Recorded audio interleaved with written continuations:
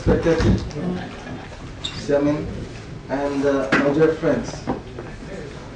Whenever I see this racial discrimination and the racism, I always recall, I think that was in 1980 with this Chairman, my friend Rajan. Professor Rajan and me, we are in Mumbai. Then when we engaged truck for traveling and went to this tourist department, then they asked us, are you Indian? Then, Chairman, today's Chairman, he replied, yeah, we are Indian by circumstances. But in the morning session, all these presenter, very much academic and very much brainstorming session. So they try to filling the void, the long range in between Fukuyama's, the aim of history, and these class of civilization of so it's very interesting. But for me, this is not academic paper. This is very much this people's reflection as a social activist. But the problem is, title is New Faces of Racial Discrimination in the Neoliberal Economic Policy. So let me read out and let me explain some of the important areas for this neoliberalism. My dear friends, well, when one country tries to occupy and try to colonize any country, they use three important means. One is the sending missionaries in order to change the mindset of the people. The second thing, that is the economy, for the economy tied up, that is the business join hand in hand working there. And other day, gunboat will arrive and the country will colonize. So in this globalization, the meaning of globalization, that is free flow of information, free flow of mobile capital, and all the markets of the world should be united. That means the three agencies, now they try to colonize all the world. But yes, to some extent, somebody will be pro-globalization and some will be extremely anti-globalization.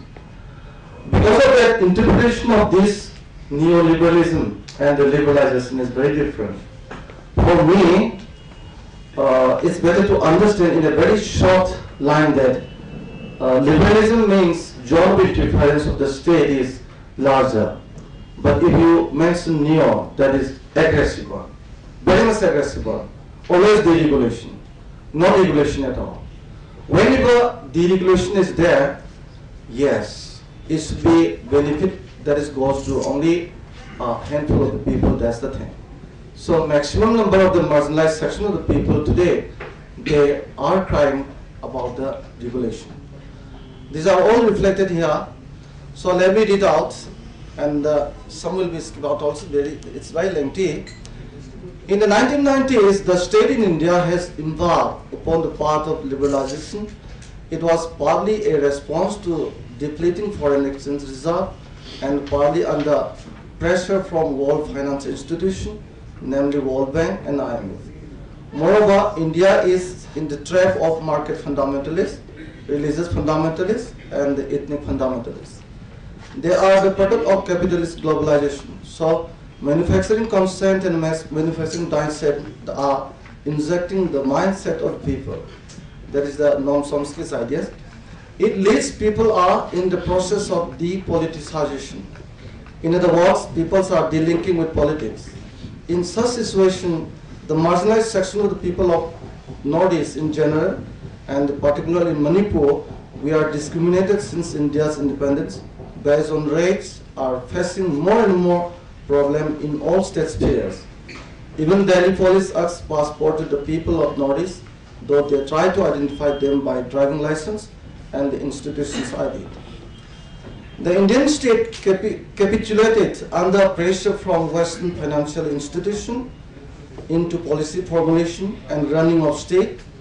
Liberalization is primarily beneficial to upper and middle classes. An estimated 40 million Indians are living the lifestyles comparable to their counterparts in advanced industrial economies. Another 60 million are on the threshold of comfortable middle class living. This middle class is going to proliferate because of the increasing of the service sector and white collar job. There is a fear that it may further aggravate the condition of rural and urban poor.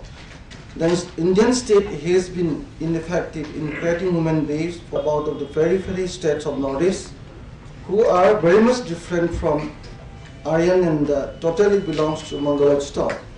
That is the crux of discourse. I recall again, in the last year I was invited in this joint this session of Delhi University and the JNU for this political science organized by Political Science Department. That is Roundtable Conference. Before my presenting paper, I appealed to them because during that time in the TV, mostly NDTV and say campaign for Save Tiger.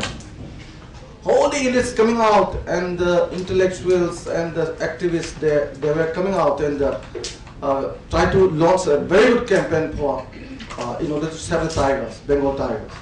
But I appeal them, with that, please try to save the people of Northeast and the Kashmir who are counting the days for them. Then after presented that paper, when I came out from the hall, one our Hill brothers, he belongs to very, very micro minority groups. Their population is now only 521, I think. And he told me that, sir, please don't try to save Shanghai, instead of that, please save us. The same thing that is going on. Anyway, India's racial discrimination in retrospect. Most of this historical background in the morning session have given most of these resource persons.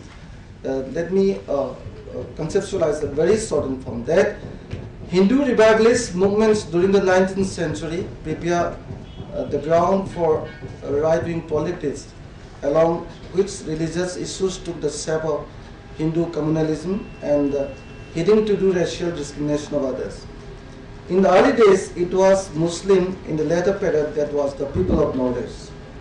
The issue of conversion, ban on cow slaughter, implementation of Hinduization of education, and asserting the claim of Hindu homeland remained vibrant even after independence.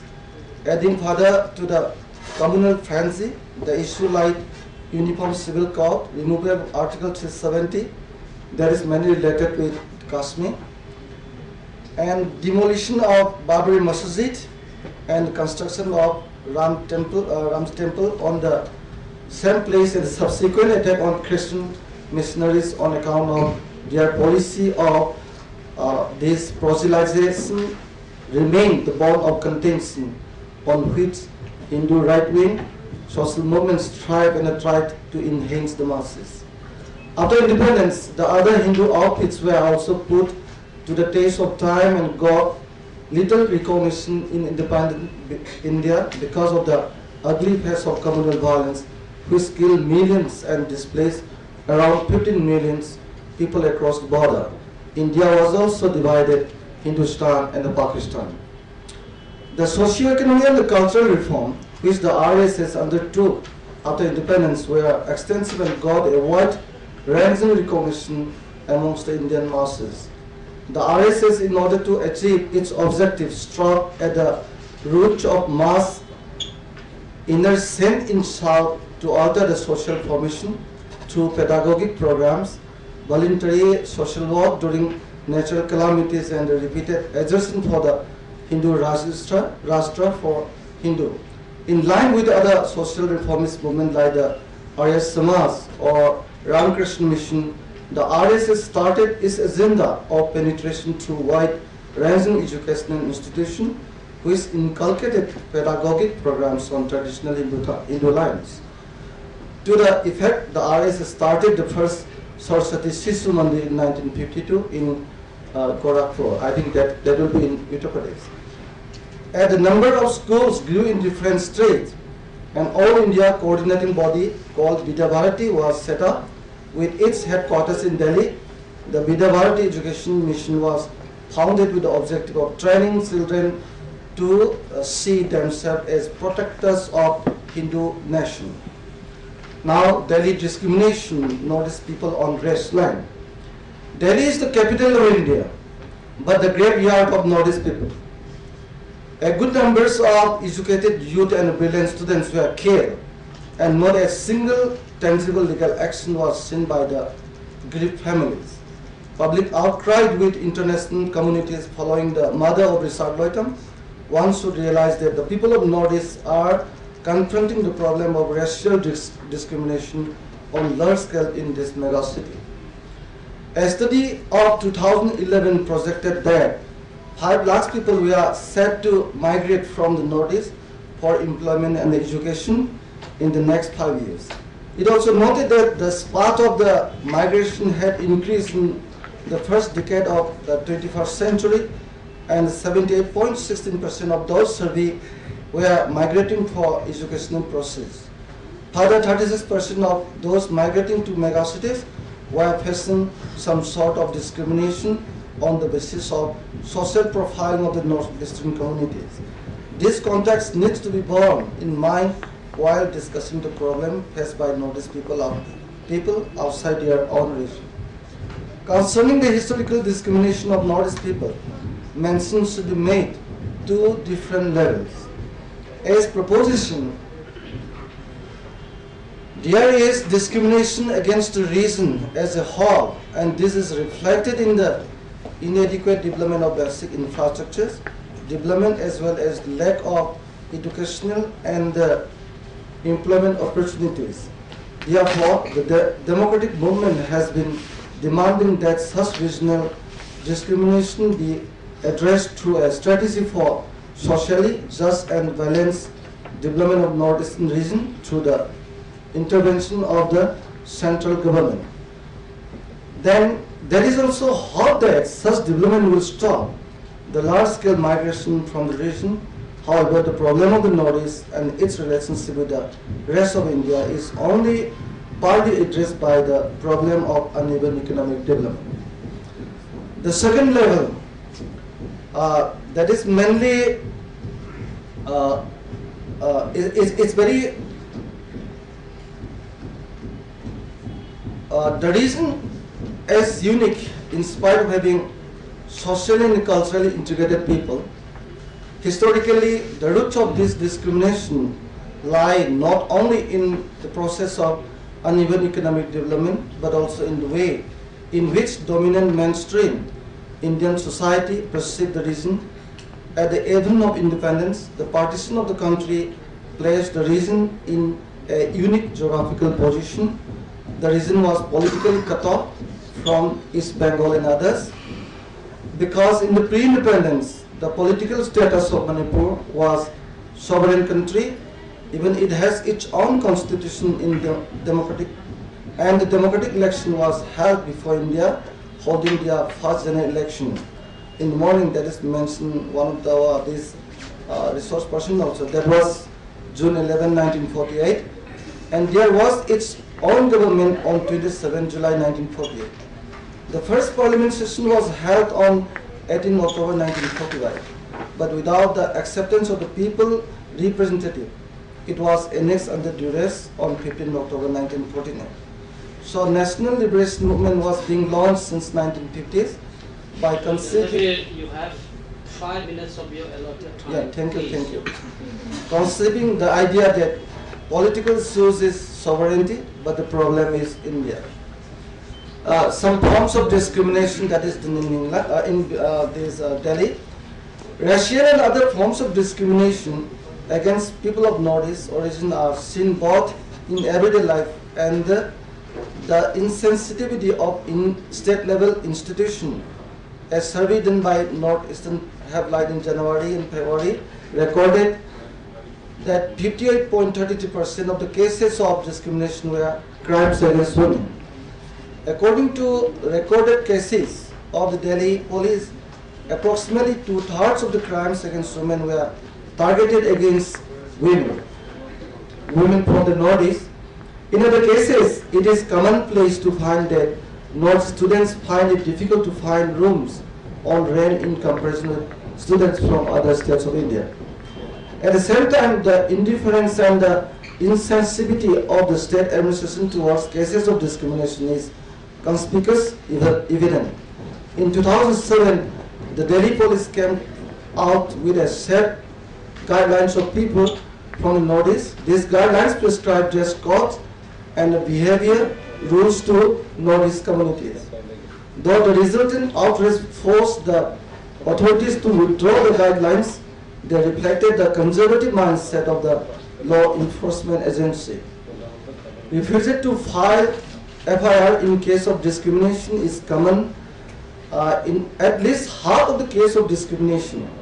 It is therefore not surprising that the Home Minister is able to state in Parliament that only 7 cases of discrimination have been recorded in this year. This gross underestimation of the problem arises from the fact that there was no FIR in at least 63% of the cases of discrimination. This was reflected in the parliamentary debate in Rajya Sabha when a member from Assam reported that the Delhi police was asking students and servicemen from the region for their passport and the no identity card or driving license during road checking. In this context, it is not surprising that a maximum number of cases of discrimination are against of the Nagaland and Manipur, 2 states that are perceived as both rebellious and remote. Because of time constraint, I have given some of these UN mechanism for this racial discrimination and the global racial equality, mainly for this self-determination. And I have also given here ambivalence of UN and international communities. Sometimes UN, most of the indigenous people very much expect the response of the UN, but the problem is some are getting self-determination and some are not in the position to determine their future. I have given all this in my paper mainly for this. I have studied Goa from Portuguese when India took fight against it. Then regarding the Falkland of Argentina, that is still in the hands of the British, and Ireland, that is in the hands of the British. Like that, such type of this ambivalence of the UN, because please don't expect more to UN. United Nations means united of all the government agencies that is known as United Nations. Lastly, I may conclude by giving 3 important ways in which caste Hindu ruling elites marginalize the people of Northeast. First, we are facing the problem of imposition of new nation to all society. In this nation building process, forced assimilation was taken place in order to have common religion, common culture, and the common language. In the morning session, we are talking about the state and nation.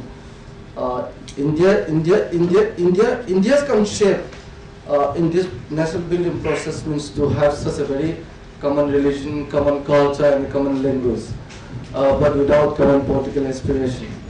But nowadays, in modern times, instead of such a very national building process, they try to have national character. That is what imposes possession of national character. It is more important than the national building. As consequence, revivalist movement for surviving indigenous religion, culture, language, and script is being launched. Automatically, people are compelled to play identity politics in ethnic plural society, it leads more and more cleavage in Hill Valley relationship. Over and above, in this neoliberal economic policy, globalization eclipses domestic norms. Most countries uphold district norms about labor market standards and acceptable market practices. When world markets are highly protected, these normative differences are put side by side, but rarely come into conflict with one another. Second, the marginalized people blame new economic reform of India, that is half structural adjustment program, and LPG, liberalization, privatization, globalization, for dismantling the welfare state. International institution pressures to white away at social programs and arrangement that protected certain categories of workers in the past from unstable, unpredictable, and more open markets. Third, the resource below and above the shore in Northeast is now commendable. Even in Manipur, we have rare stones in the eastern side, water resource in the middle part, petroleum in the west, uranium in the southern district, even now gold mine in the eastern part. So center is heading to grant saddle area to the hill to bypass the civil administration of Manipur government directly. That is the direct link with Delhi. Now the pertinent question is that could you meet the needs of present generation without jeopardizing the needs of the future generation? That means without progressive movement, our future is really gloomy. Thank you very much.